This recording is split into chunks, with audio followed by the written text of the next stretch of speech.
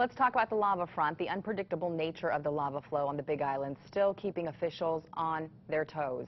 KITV4's Laura Yamada joining us live from Pahoa, where community members are being told to prepare for more changes. Laura, good morning.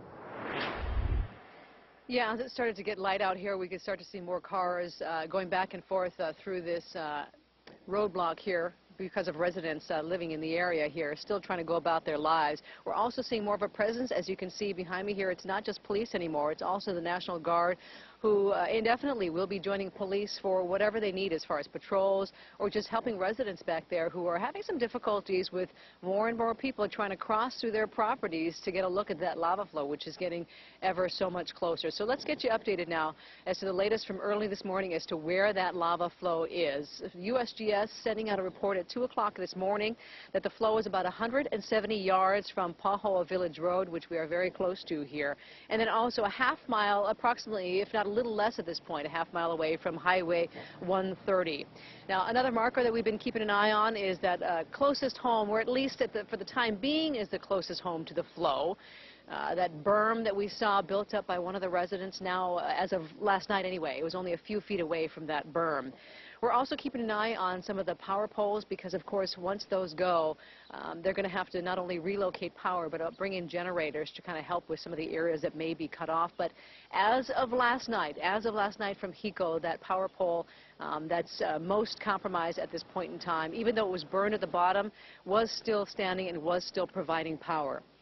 One big problem, though, even though the flow front itself is stalling, it's starting to spread out. There's still plenty of lava coming from the vent that's feeding that flow.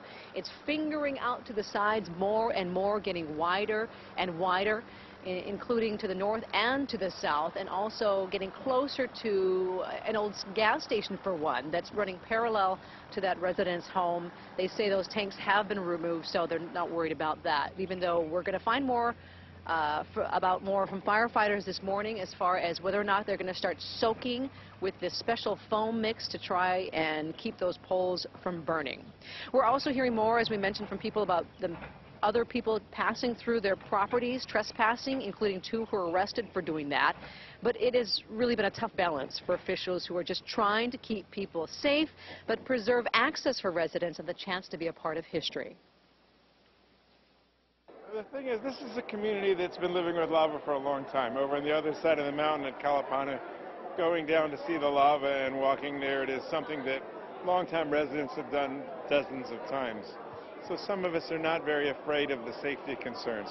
Of course, the officials have to take that very seriously, and besides the longtime residents, you have tourists and first-time viewers who have no respect for the dangers involved.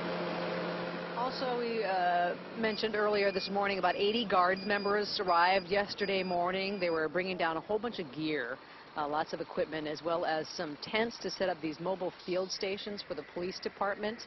So now they have a presence on both sides of the flow because they know it's just a matter of time before this town gets cut in half. 2 operations tents now set up at the geothermal facility south of the flow.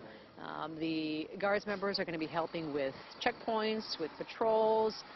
It's a large area, too. All throughout the Puna district, they're going to be helping out. And we're talking about soldiers who are based in Hilo, some born and raised in Puna, some who were here for Tropical Storm Isel.